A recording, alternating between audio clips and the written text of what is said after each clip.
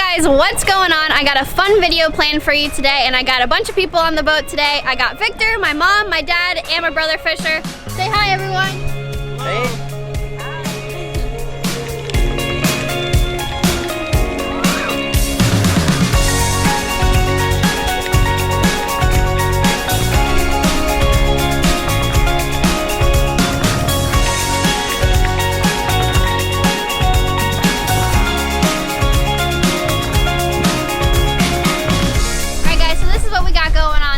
Done this before, but we've emptied out Victor's deep freezer, and we have a bunch of chum to throw in the water. We have old bait, we have fish carcasses, we have chum. We just have a bunch of stuff that we're gonna throw in the water. We're gonna get in and see what comes.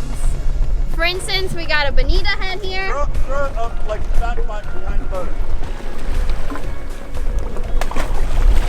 We got part of the carcass of an amberjack. We got old frost-burnt pilchards, another carcass.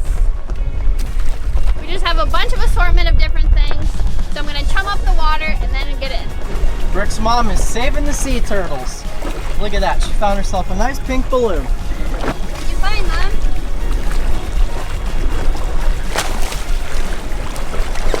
Thank you. Bad. This is where all the balloons end up in the ocean.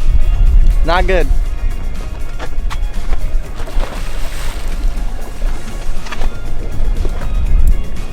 We'll film some cool stuff, Brook.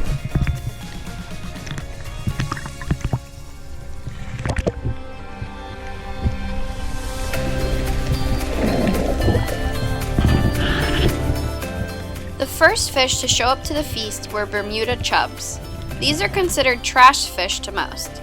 They have a very distinct bad smell if you do catch them.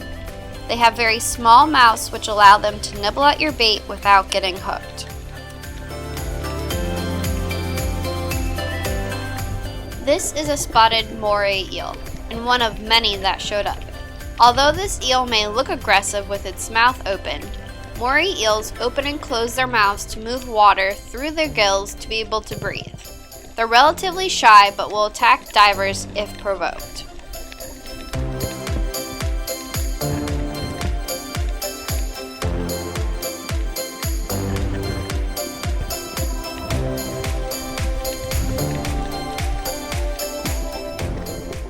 This is a French angelfish.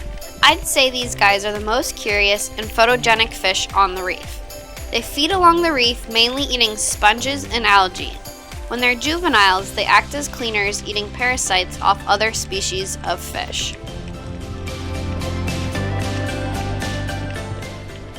Here is another species of angelfish that came in to munch on the chum. This one is a gray angelfish.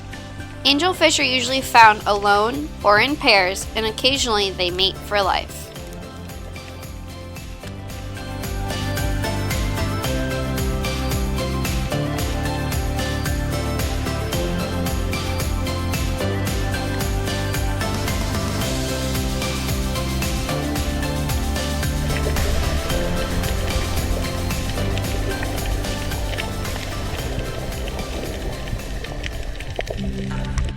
The next couple bigger, colorful fish are parrotfish.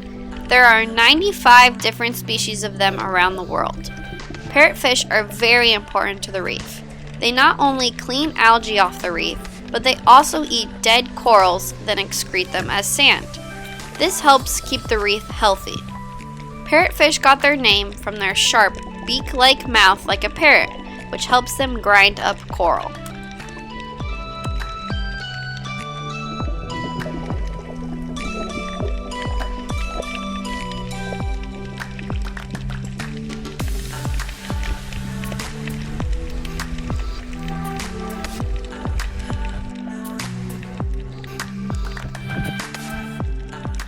These black, striped fish are sergeant majors, usually found in large schools, feeding during the day and hiding in rocks at night.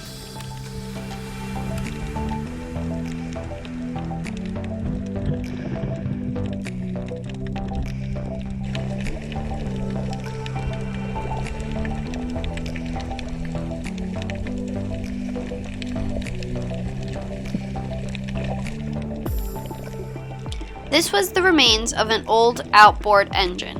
It had to have been here for many years, as it is now part of the reef.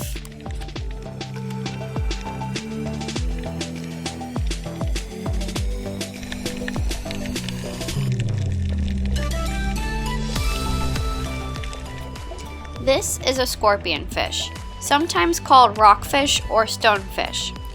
They can camouflage into the reef very well with all their colors and feathery-like fins. There are more than 200 species of scorpionfish around the world. They have large, spiny heads and strong, sometimes venomous spines on their fins. The spines, with or without venom, can produce deep and painful wounds. They are able to stun their prey with their venom before eating it, and they also use their venomous sting to fend off unwanted predators.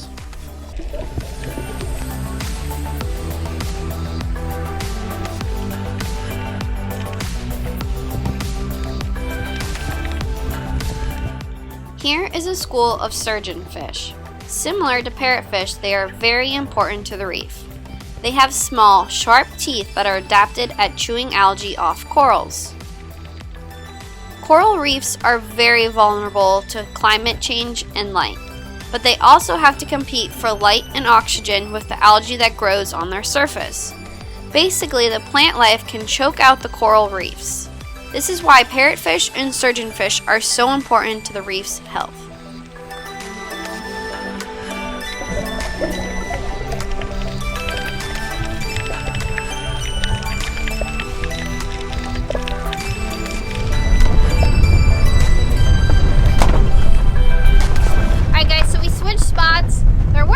Fish at the last spot. There was tons of chubs, but we're looking for snappers and grunts and things like that. So we moved spots. Now we're more in like 8 feet of water where we were in like 12 before. So let's get in and see what we can find here.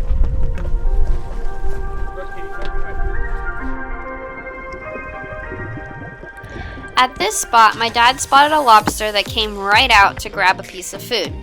Lobsters use their long antennas to fend off predators, which is what he's trying to do by whacking the GoPro with his antennas. And if you look close, you can see a small brown fish trying to steal the food from the lobster.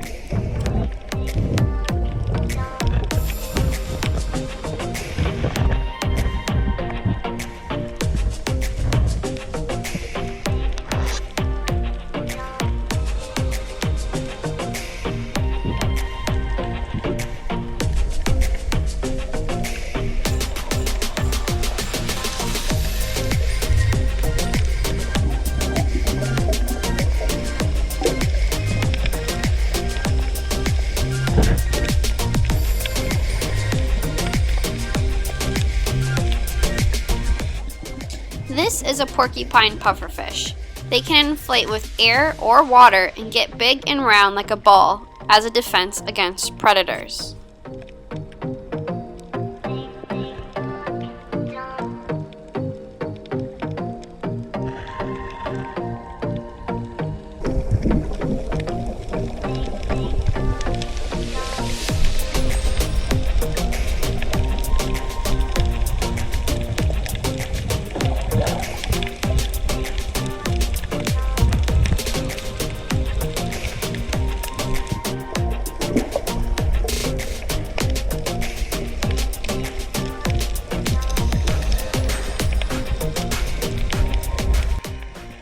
This is a gray triggerfish, commonly known as a pest to fishermen because of their small mouths that allow them to bite at your bait without being hooked.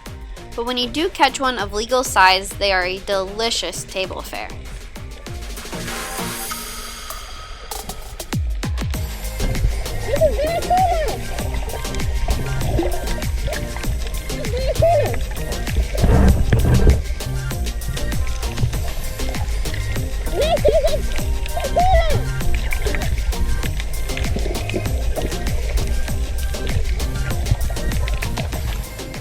Here is another scorpionfish.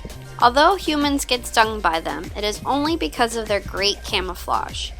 Divers won't see them and accidentally brush up against them and get stung. The final fish identification of the day is this hogfish. With beautiful white fillets, they are known as many people's favorite fish to eat. Over the years, the Florida Wildlife Commission has increased regulations on these fish because their population was dwindling fast. But I'm now happy to say that I have noticed an increase in hawkfish population on our local reef since these regulations.